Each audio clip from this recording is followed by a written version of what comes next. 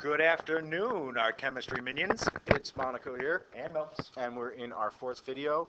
We are going to be looking at 3 pages in our pack. Yep. We're going to draw and label some heating and cooling curves. Why?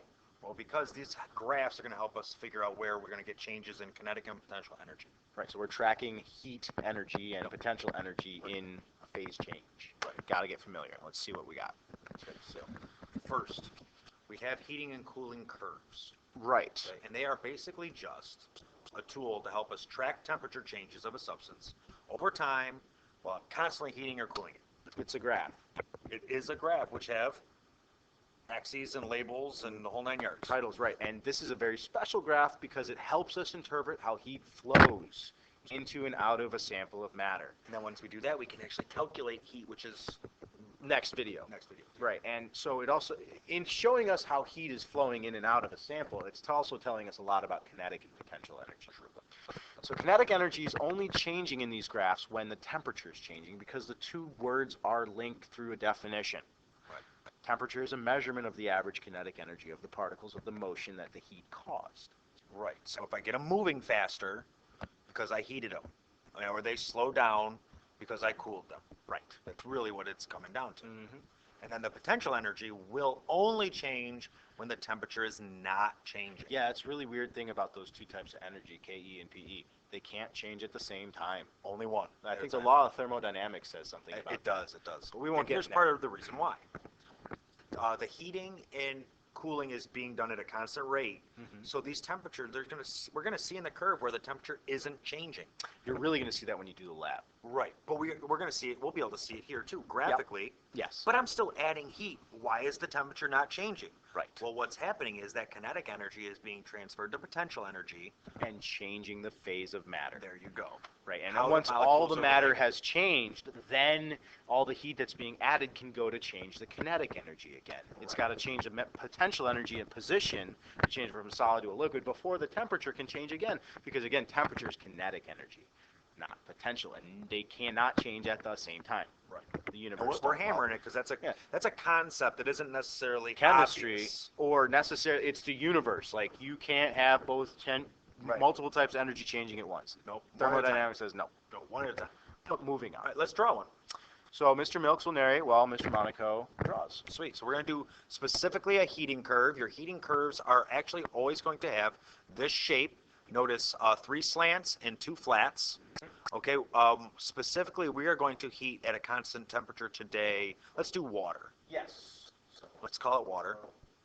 H2O. And you're going to fill out all the prompts underneath this graph. I'm going to make them fly up without Right. having to change. So finding the melting point and the boiling point of the substance from the curve, this is going to be the flat parts.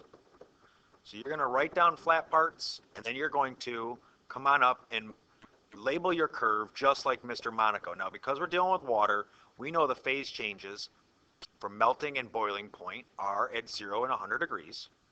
And so 0 is melting, and 100 degrees for water is boiling. Beautiful. Next one. Next. Next one says, where is the material solid only, liquid only, and gas only? This will be on the slanted parts of the curve. Now, before I melt, I must be a solid. And then a solid melts and turns into a liquid.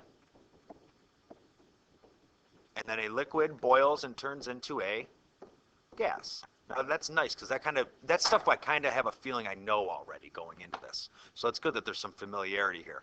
Now, where is the material solid and liquid and gas? That is going to be the flat parts of the curve. Because what's going to go on here while it melts is solid and liquid phase are going to be in equilibrium.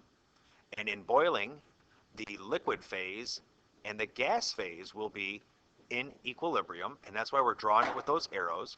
What we're going to see is molecules in the solid phase are going to change into the liquid phase, and when that happens, a liquid phase molecule is going to turn back into a solid phase, and they're in equilibrium Until the potential energy has changed enough so that the whole sample of matter is no longer a solid. It's now a and there it goes. liquid, and it off it runs, and the temperature begins to change again. There you go.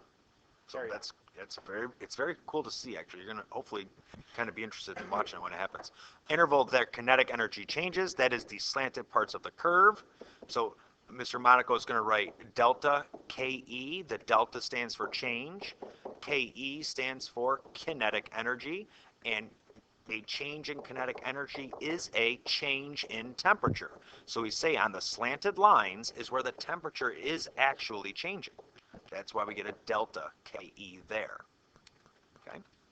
Next, where is the potential energy changing? Well, that's where the temperature stops changing. So if I'm not changing my kinetic energy, I must be changing my potential energy on the flat parts. That is where the phase change is happening. Now, there's a lot to write there all the way around top, bottom, graph, okay? Mr. MoNaCo, great job. Thank you. Great job. You guys, if you need to pause real quick, make sure you got this all before you continue. Ready? Pause. And unpause. It's Mr. Milk's turn to describe and Mr. MoNaCo's turn to speak. So we're going to do a cooling curve now. For the same substance, we're talking about H2O, yeah, because that's a very, very common one. And a cooling curve, we are going to start out as a gas, go to a liquid, and then turn it into a solid. So our slants and flats, one, we have 3 slants and 2 flats like always, but 2, they're mirror image, they're flipped, they're coming down in temperature because we're cooling things off. Yeah, so now the words are going to fly in and Mr. Milks is going to describe it as we go. So the first thing we got to know is find the condensation and freezing point of the substance from the curve. Notice these will be at the same temperatures as the melting and boiling. However, we call them something different. Condensation is the opposite of boiling. So because it's the phase is going from a gas to a liquid, and the freezing is the opposite of melting, obviously, because a liquid is turning into a solid. It's mad cold outside. It's cold. So these are the flat parts of the curve. Now, where are the materials solid only? Well, these are the slanted parts of the curve. Now, the solid is going to be down here at the cold end of things. The liquid's always in the middle. Sorry about the calibration there. Everything's fine. And the gas is always going to be at the highest temperatures. So you can just remember that. The solid's down at the cold end, no matter if it's heating or cooling. The gas is at the hot end, no matter if it's heating or cooling. And the liquid's always in the middle, no matter if it's heating or cooling. So there we go, slanted parts of the curve. Now the next thing we got to do is we got to find out where the solids and liquids and gas, the equilibrium phase changes. Where are they? Well, the flat that is liquid to solid is the lower flat. And Mr. Milks is drawing the equilibrium because that's liquid changing to solid, solid change to liquid. And the next one is the gas to liquid equilibrium, where a gas molecule is turning a liquid, liquid is turning into a gas. And again, the phase change happens, then the temperature starts to change again. So those are the flat parts of our curve. Now, what intervals show kinetic energy changing? Well, kinetic energy is very closely related to temperature. Rather, temperature is average kinetic energy. So the slanted parts of the curves are where the kinetic energy is changing, because the temperature is changing. Delta KE. Simple enough there. Now, we're going to get the slanted parts of the curve there. Now, the last little bit is where are the intervals with potential energy changing. This is where our phase change. Phase starts with P, potential starts with P. So changing potential energy is in our flat portions of our curve. That's it. Okay, so now you've got a nice heating and cooling curve. You know where kinetic and potential energy are changing, as well as solid, liquid, and gas. You know how to interpret the graph, because that's always what you got to do. Sure, this is a lot of information all at once. And it's very dense information because it's all in one spot. Yep, it is.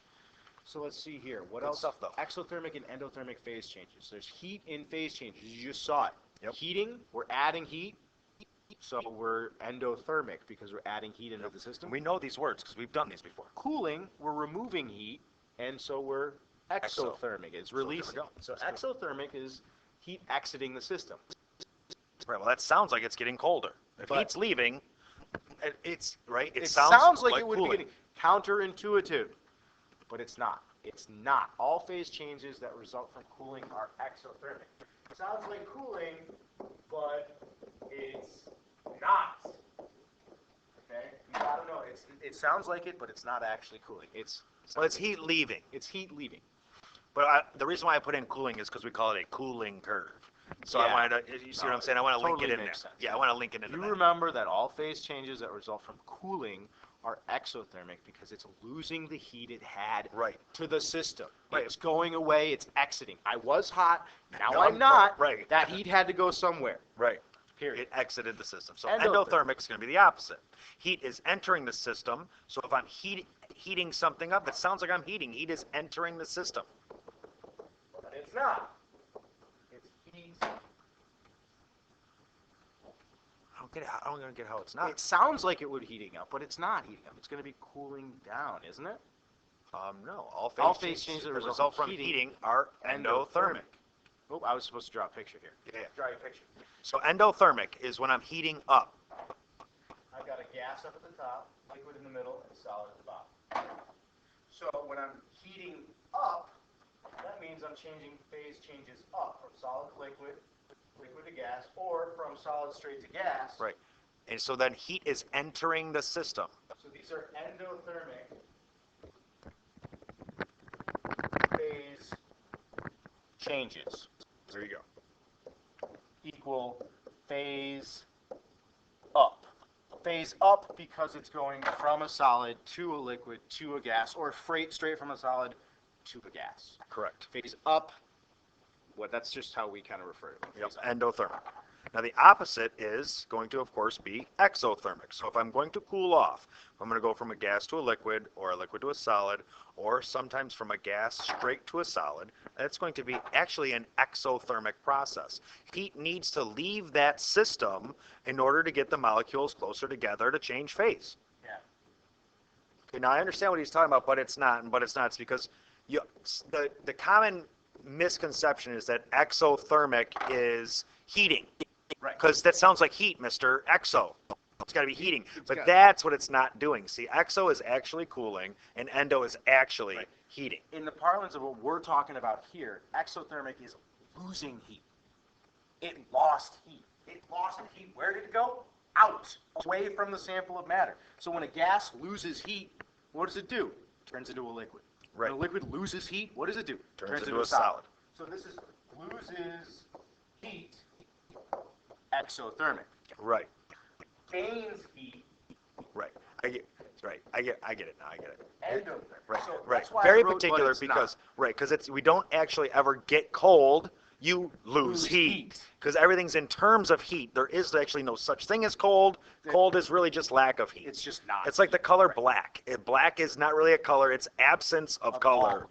Right? So it's a semantics That's thing. what this but it's not was getting Mr. Milks a little confused. Yeah, it's just a semantics thing. It sounds like cooling, but it sounds like heating, but it's not. It's really about gaining and losing heat, phasing up, phasing down, and that's what the heating and cooling curves were all about. Really are. And we just happen to call the cooling curve a cooling curve. Yeah.